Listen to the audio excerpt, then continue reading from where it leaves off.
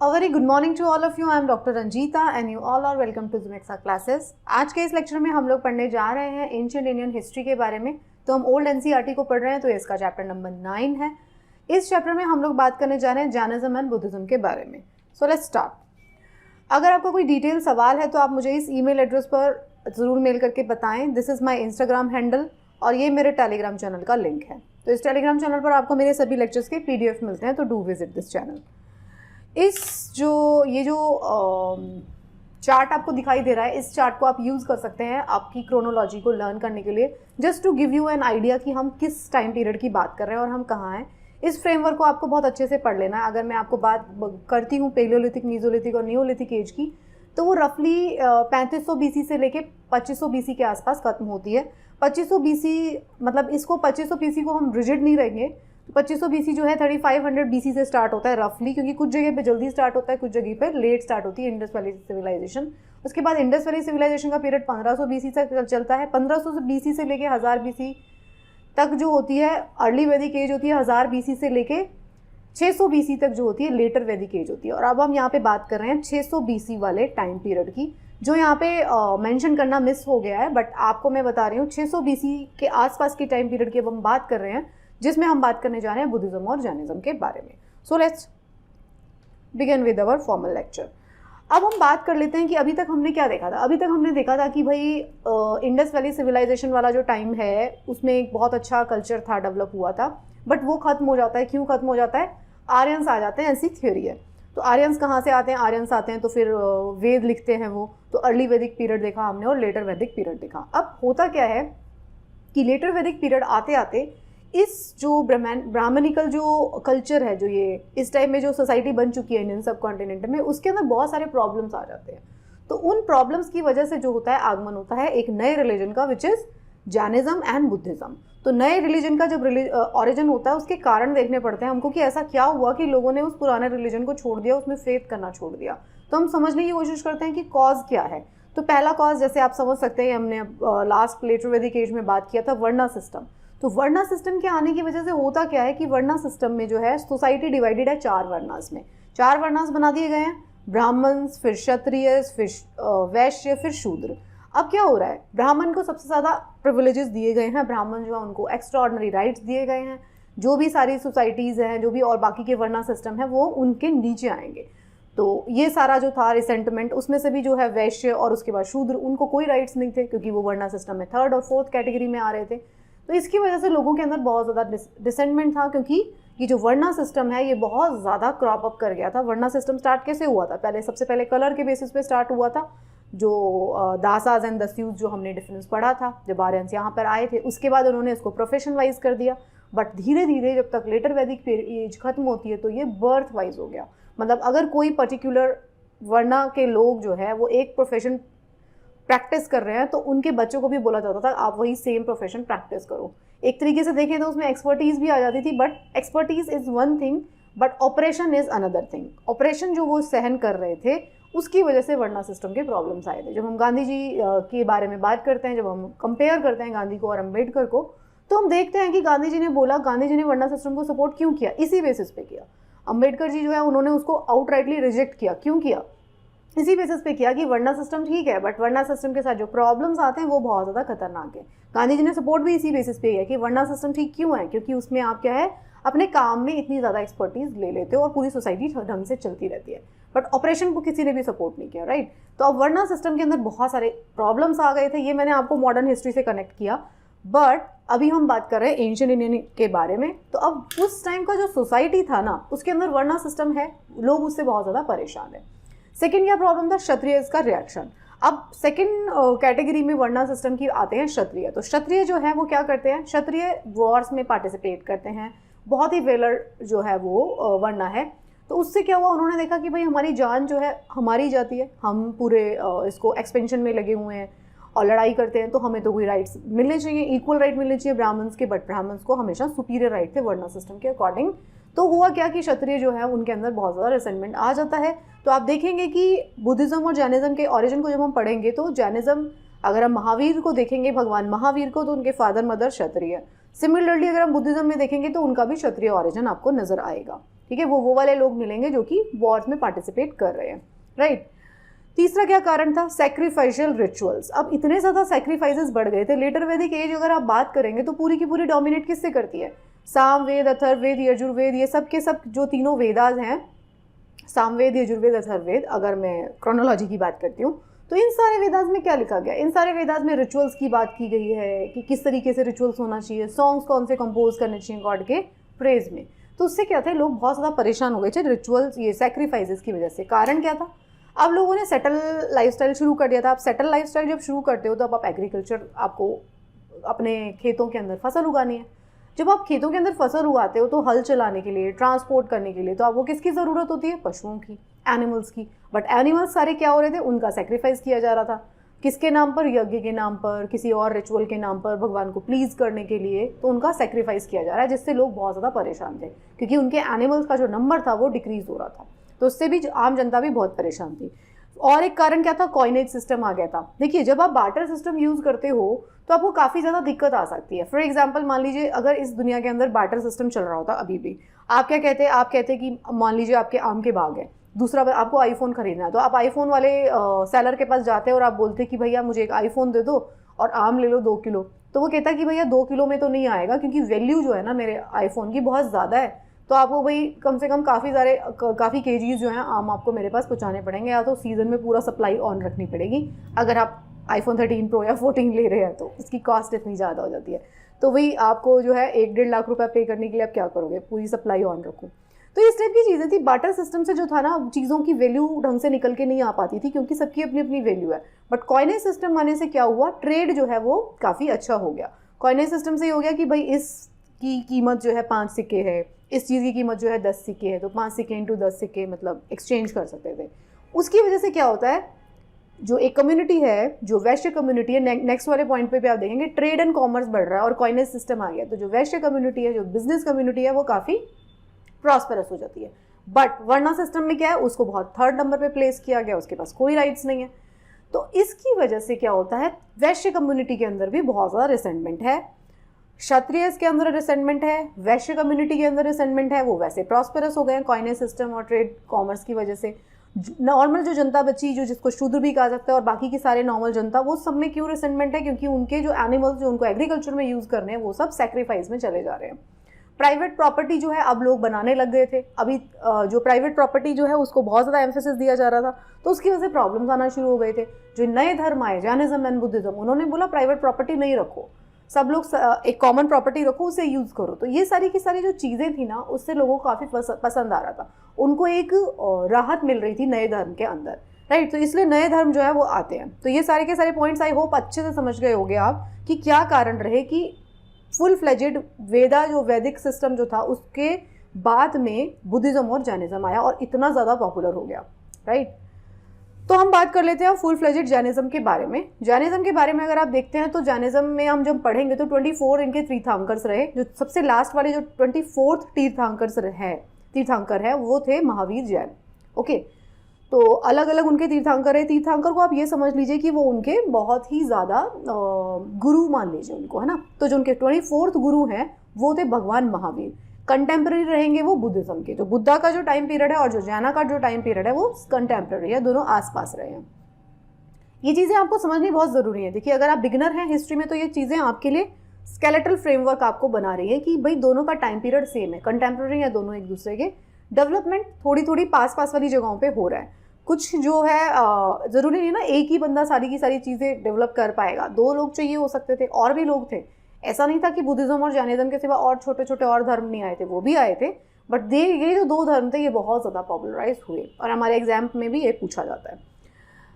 अब अगर हम भगवान महावीर की बात करते हैं तो उनका जन्म हुआ था कुंदाग्राम। कुंदाग्राम कहाँ पर है, जो डिस्ट्रिक्ट है वैशाली, जो कि कहाँ है, बिहार के वैशाली डिस्ट्रिक्ट की जगह है कुंदाग्राम, वहाँ पे हुआ था महावीर का जन्म। ये सारी चीज़ें जो भी इस स्लाइड पर है वो सारे फैक्ट्स हैं जो आपको एग्जाम पॉइंट ऑफ व्यू से अच्छे से लर्न कर लेने हैं। पेरेंट्स की अगर इनके बात करें तो मैंने आपको कहा था कि इनके पेरेंट्स का आपको क्षत्रिय ऑरिजिन मिलेगा। तो सिद्धार्थ इनके फादर थे और त्रिशला इनकी मदर थी। तो त्रिशला जो है लिच्छवी प्रिंसेस थी और सिद्धार्थ जो थे ट्राइबल जो है हेड थे वहाँ पर। तो इनके फादर मदर जो है सिद्धार्थ एंड त्रिशला, ये भी रॉयल फैमिली से आते हैं, मतलब प्रॉस्पेरस फैमिली से आते हैं। तो महावीर भी प्रॉस्पेरस फैमिली से आते थे, किंग फैमिली से आते थे, और भगवान बुद्ध भी किंग फैमिली से आते थे, राइट। वेल एसोसिएटेड ये सारे के सारे जो लोग थे, क्षत्रिय ऑफ मगधा, बाकी की जो क्षत्रिय वर्णा के जो और लोग थे आसपास, उनके साथ वेल एसोसिएटेड थे। जो भगवान महावीर हैं वो एसेटिक बनते हैं 30 साल की उम्र में। 30 साल की उम्र में वो एसेटिक बन जाता है। उनको समझ आता है कि भाई जो मुझे कोई परम ज्ञान की ज़रूरत है, जो कि इन सारी चीज़ों में जो हाउस होल्ड है, राजपाट है, उसके अंदर नहीं मिलेगा। तो वो परम ज्ञान प्राप्त करने के लिए जंगल में चले जाते हैं। 13 ईयर्स तक he stayed in jungle only. वो जंगल में रहते हैं, तपस्या करते हैं, बहुत सारी। अगर आप इनकी डिटेल में पढ़ेंगे बुक्स में कि इन्होंने क्या क्या नहीं किया, तो इन 13 सालों में इन्होंने अपने ऊपर कितने एक्सपेरिमेंट्स नहीं किए एक ब्रह्म ज्ञान को प्राप्त करने के लिए। जो ब्रह्म ज्ञान जो अल्टीमेट ज्ञान है, अगर ब्रह्म से आप, मेरा मतलब ब्रह्मानिकल ब्रह्म से मत लीजिएगा, ब्रह्म से मेरा मतलब है सुप्रीम पावर, सुप्रीम नॉलेज। तो जो सुप्रीम नॉलेज है, जिसको इन्होंने कैवल्य का नाम दिया, देखिए यहाँ पे लिखा हुआ है, जो सुप्रीम नॉलेज है उसको क्या बोला गया, कैवल्य। कैवल्य का जो नाम दिया गया सुप्रीम नॉलेज, वो इनको प्राप्त होता है 13 साल की घोर तपस्या के बाद। और उसमें सिर्फ तपस्या नहीं थी, उसके अंदर सब कुछ था। जंगलों में रहना, अपने लाइफस्टाइल को बिल्कुल ऑस्टेरिटी मेजर्स लगा देना, और इतना ज़्यादा लगा देना मेजर्स कि खाना तक उन्होंने त्याग दिया था। तो जैनिज्म जो है, आप अगर देखेंगे तो उसमें एक्सट्रीम फॉर्म ऑफ प्रैक्टिस बोला जाता है अगर आप अचीव करना चाहते हैं सुप्रीम नॉलेज को। बुद्धिज्म जो है वो मिडिल पाथ की बात करता है, वो हम दोनों कंपेयर करेंगे धीरे धीरे। तो अभी आप समझ लीजिए, जो सुप्रीम नॉलेज थी, जिसको कैवल्य कहा गया जैनिज्म में, वो इनको प्राप्त होता है 13 साल की जंगल में स्पेंड करने के बाद लाइफ, उसके बाद प्राप्त होता है। तो इसके बाद इनको महावीर बोला जाता है। जिना जो होता है उसका मतलब कॉन्करर होता है, केवल इनका मतलब जो ओमनिसिएंट है। तो ये सारी चीज़ें आप देखेंगे कि महावीर जो हैं उनको 13 साल लगे। उनके जो फॉलोअर्स है उनको बोला गया जैन। जीना का मतलब होता है जिसने अपने ऊपर विजय प्राप्त कर ली है, कॉन्करर। कॉन्करर किसको कॉन्कर किया उन्होंने? अपने खुद को, अपने खुद के सेल्फ को कॉन्कर कर लिया। आप अगर देखेंगे, सबसे ज़्यादा प्रॉब्लमेटिक हमारे लिए क्या होता है? हमारे खुद के थॉट्स। हम खुद जो है, अगर हम मान लीजिए हमें कुछ करना चाहते हैं और हमारा खुद का थॉट ये नहीं आता कि हमें कुछ करना चाहिए या पढ़ना चाहिए या व्हाटएवर, तो आप नहीं कर पाएंगे, कोई आपको कितना भी पुश कर ले। दूसरा इंसान सिर्फ और सिर्फ आपके लिए सपोर्टिव रोल प्ले कर सकता है, बट अगर आप खुद के थॉट्स को कंट्रोल कर पाते हैं, that is the supreme most power. तो कॉन्करर बोला गया उस इंसान को जिसने खुद के ऊपर विजय प्राप्त की है, राइट। उसके बाद जब इनको ज्ञान प्राप्त हो जाता है 13 साल के बाद, तो इन्होंने अगले 30 ईयर्स तक उस ज्ञान को फैलाते हैं, प्रीच करते हैं, लोगों को समझाने की कोशिश करते हैं कि परम सत्य क्या है। डेथ होती है इनकी, डेथ जो होती है वो 72 ईयर्स पे पावापुरी नियर राजगीर बिहार, यहाँ पे इनकी डेथ होती है। तो ये सारी चीज़ें आप इस स्लाइड से पढ़ सकते हैं। आई होप आपको उनका लाइफ और ये उसके बारे में एक स्केलेटल फ्रेमवर्क आपके दिमाग में बन गया है। जैनिज्म के बारे में बहुत सारी चीज़ें हैं जो हम लेटर ऑन ऐड अप करेंगे। ये बेसिक बात थी कि क्या है। अब जैनिज्म अगर बात करते हैं तो टीचिंग्स में क्या बोला गया बुद्धा की, जैना की, महावीर जैन की टीचिंग्स में क्या बोला गया? तो टीचिंग्स में उन्होंने बोला कि हमें जो है recognise the existence of God. Jainism में ना उन्होंने भगवान के अस्तित्व को बोला, बट उन्होंने बोला भगवान से भी ज़्यादा ज़रूरी है जीना। जीना कौन है? खुद self. Although place them lower than Jina. Jina है खुद का सेल्फ, वो सेल्फ जिसने अपने आप को प्राप्त कर लिया है, अपने आप पर विजय प्राप्त कर लिया है। मतलब ऐसा इंसान जो किसी भी चीज़ से अफेक्ट नहीं होता, जिसको परम सत्य का प्राप्ति हो गया, उसको बोला गया जीना। और जीना को रखा गया गॉड के भी ऊपर, ठीक है। तो गॉड जो है एग्जिस्टेंस को मना नहीं किया गया, बट गॉड के एग्जिस्टेंस, जीना के एग्जिस्टेंस को गॉड के एग्जिस्टेंस से ऊपर रखा गया, राइट। उन्होंने जो है वर्णा सिस्टम को कंडेम नहीं किया। बुद्धिज्म ने बिल्कुल कंडेम कर दिया कि वर्णा सिस्टम होना ही नहीं चाहिए। अब आप एक चीज़ समझिए, जिन जिन लोगों ने वर्णा सिस्टम को कंडेम नहीं किया ना, उन्होंने यही बोला है कि वर्णा सिस्टम वैसे ठीक है कि कोई अलग अलग लोग अलग अलग काम कर रहे हैं, बट वर्णा सिस्टम के अंदर ऑपरेशन ठीक नहीं है। ऐसा ठीक नहीं है कि भाई कोई इंसान जो कि कचरा उठा रहा है आप उसको हीन भावना से देखें या उसको सोसाइटी के अंदर लोअर दर्जा दे दें। वो सबने डिस्कार्ड किया, बट सबने ये कहा कि सबके काम को बराबर माना जाना चाहिए। चाहे कोई जलेबी बनाए वो भी इक्वलेंट होना चाहिए कि कोई आईफोन बना रहा है या गूगल में काम कर रहा है या कोई सोने का काम कर रहा है या कोई मंदिर में पुजारी है, राइट। बट ऐसा हुआ नहीं। जो मंदिर में पुजारी है उसको बहुत ऊंचा स्थान दे दिया गया, जो बिजनेस कर रहा है उसको थोड़ा और कम स्थान दिया गया, और जो बाकी की चीज़ें करने में लगा हुआ है, जो शूद्र वाला वर्क है, जो उसको बहुत लोअर प्लेस किया गया। अगर कोई पौधे उगाने का काम कर रहा है या लोहे के बर्तन बनाने का काम कर रहा है तो उसे काफ़ी बुरी दृष्टि से देखा गया, विच वॉज रॉन्ग। तो इन्होंने क्या किया? वर्णा सिस्टम को कंडेम नहीं किया। तो इन्होंने बोला कि ऐसा कुछ ज़रूरी नहीं है। इन्होंने रीबर्थ को क्या बोला, रीबर्थ को बिलीव किया कि रीबर्थ होती है। Person is born in higher और lower caste due to its sins. अगर आप अपने इस जन्म के अंदर जैसा चीज़ें करते हैं उसी के हिसाब से आपकी नेक्स्ट बर्थ होती है और उसी के हिसाब से आप हायर और लोअर क्लास में पैदा हो जाते हैं। तो इस सिस्टम में ये बोला गया एक तरीके से कि अगर आप किसी अलग अलग पर्टिकुलर वर्णा में है जिसको ब्राह्मणिकल थॉट्स भी सपोर्ट करते हैं, तो आपको मतलब आपके प्रीवियस बर्थ के पाप या पुण्य है। काफ़ी अजीब, थोड़ा इलॉजिकल है ये, बट ऐसा है, इसमें लिखा हुआ है, हम सिर्फ उसको पढ़ रहे हैं। कितना लॉजिकल कितना इलॉजिकल है, that is a part of topic of debate, जो हम यहाँ नहीं करेंगे। हम सिर्फ पढ़ रहे हैं क्या क्या लिखा गया जो किताब में है। प्रिंसिपली की अगर हम बात करें, principally aims at attainment of freedom from worldly bonds. तो जैनिज्म में ये बात की गई कि हम अपने ऊपर विजय कैसे प्राप्त करेंगे, अगर हम वर्ल्डली डिज़ायर, वर्ल्डली बॉन्ड से अपने आप को डिटैच कर लेंगे तो हम उस पर विजय प्राप्त कर सकते हैं। किस पर? खुद पर। Attached utmost importance to non violence. उन्होंने नॉन वायलेंस को बहुत ज़्यादा इंपॉर्टेंस दिया, इतना ज़्यादा इंपॉर्टेंस दिया कि अगर आप देखेंगे कि जो जैन धर्म को फॉलो करते हैं, जो इनके ऋषि जो लोग होते हैं, जो आचार्य होते हैं, इनके जो बड़े फॉलोअर्स होते हैं, मतलब जो इनके हाईएस्ट प्लेसेस पे प्लेस्ड होते हैं लोग, एग्जैक्ट वर्ड मुझे नहीं समझ आ रहा है हिंदी का, जो उनको बोलेंगे समझ लीजिए आप, आचार्य जैसे मानेंगे आप उनको। तो आपने देखा होगा वाइट कलर के कपड़े पहने हैं उन्होंने, नंगे पाँव चल रहे हैं, फेस पे भी उन्होंने एक वो लगाया हुआ है मास्क टाइप। वो सब क्यों करते हैं? वो इसलिए क्योंकि वो extreme form of non violence practice कर रहे हैं। उनके एग्जिस्टेंस की वजह से किसी छोटी सी चींटी, छोटे से कीड़े, किसी इंसेक्ट का भी किलिंग नहीं होना चाहिए, उसको उतना वायलेंस भी वो नहीं करना चाहते। तो जो जैनिज्म है उसमें एग्रीकल्चर को भी प्रोहिबिटेड किया गया है। उन्होंने बोला कि हम जब ज़मीन में हल चलाते हैं ना, तो उससे बहुत सारे माइक्रो ऑर्गेनिजम्स मारे जाते हैं, तो उसके लिए उसको मना किया गया। तो अब इसमें ऐसा बोला गया कि अगर आप मना कर रहे हैं एग्रीकल्चर को, तो हम फल कहाँ से खाएंगे, मतलब खाना कहाँ से खाएंगे? तो उन्होंने बोला कि भाई जो खाना आपने पेड़ अपने आप से आपको दे देता है ना, वो आपको खाना है। तो extreme form of non violence इसमें प्रैक्टिस किया जाता है। ये सिंबल्स हैं जैनिज्म के, आप देख सकते हैं स्वास्तिका एंड ये। जैनिज्म के डॉक्ट्राइन्स के अंदर बोला गया कि 3 रत्नास हैं, अगर आप उन 3 रत्नास को प्रैक्टिस करते हैं तो यू कैन अटेन द विजय जो प्राप्त कर सकते हैं, यू कैन अटेन, मतलब अपने आप को आप कॉन्कर कर सकते हैं। खुद को कॉन्कर करने के लिए आपको 3 रत्नास को फॉलो करना पड़ता है। 3 रत्नास कौन से बोले गए? Right faith, right knowledge and right conduct. तो 3 रत्नास जो जैनिज्म के हैं वो है right faith, right knowledge and right conduct. Right conduct के अंदर क्या आया? राइट कंडक्ट के अंदर अगेन 5 बातें आती हैं कि झूठ नहीं बोलना चाहिए, चोरी नहीं करनी चाहिए, हिंसा नहीं करनी चाहिए, हमें कोई सामान जो है उसको होर्ड नहीं करना चाहिए, मतलब मटीरियलिस्टिक चीज़ों को, और हमें ब्रह्मचर्य का पालन करना चाहिए। तो ये 5 जो है कंडक्ट बताए गए, और ये क्या है? 3 रत्नास बताए गए। 3 रत्नास को अगर आप फॉलो करते हैं तो लिबरेशन और फ्रीडम फ्रॉम वर्ल्डली बॉन्ड। तो ये जो दुनिया के सांसारिक बंधन है ना, उससे एक इंसान जो है मुक्त हो सकता है। अगर सांसारिक बंधनों से मुक्त हो जाएगा तो उसको कैवल्य ज्ञान प्राप्त हो जाएगा, which is the supreme knowledge, right. तो 3 रत्नास थे, और 3 रत्नास में कंडक्ट की बात करें तो 5 तरीके के कंडक्ट है which are very simple to learn.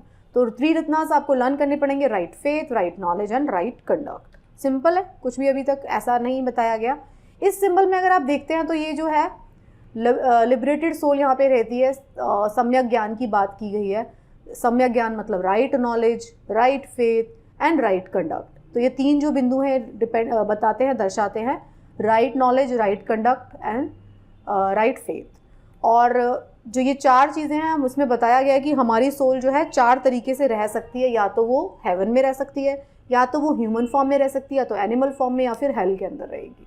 तो वो डिपेंड करेगा कि आप किस तरीके के कर्मास कर रहे हैं इस जन्म में, वही आपका डिसीजन मेकर होगा कि आपको नेक्स्ट बर्थ में क्या होने वाला है। तो ये सारी चीज़ें थी, तो ये आप देख सकते हैं। आई होप आपको ये समझ में आ गया इस चैप्टर का first part. Rest of the part को हम कल नेक्स्ट जो क्लास है उसके अंदर फिनिश करेंगे। आई होप आपको इतना चैप्टर समझ में आ गया होगा। आपको एटलीस्ट ये समझ में आ गया कि सबसे ज़्यादा इंपॉर्टेंट कारण क्या थे कि बुद्धिज़्म और जैनिज़्म आए, और जैनिज़्म के बेसिक टेनेट्स के बारे में हमने बात कर लिया कि क्या right faith, right conduct and right knowledge होना चाहिए, तभी हम लोग अटेन कर सकते हैं लिबरेशन। और लिबरेशन जो है, या जो फ्रीडम फ्रॉम ऑल बॉन्डेज है, जिसको कैवल्य ज्ञान बोला गया, उसको बोला गया कैवल्य, right. So thank you so much for watching. I hope आप इंजॉय कर रहे हैं हिस्ट्री के लेक्चर, और आपको काफ़ी आसानी से चैप्टर समझ में भी आ रहे हैं। अगर आपको जो लेक्चर्स हैं पसंद आ रहे हैं तो आप बाकी लोगों को ज़रूर बताएं। And best of luck for your preparation.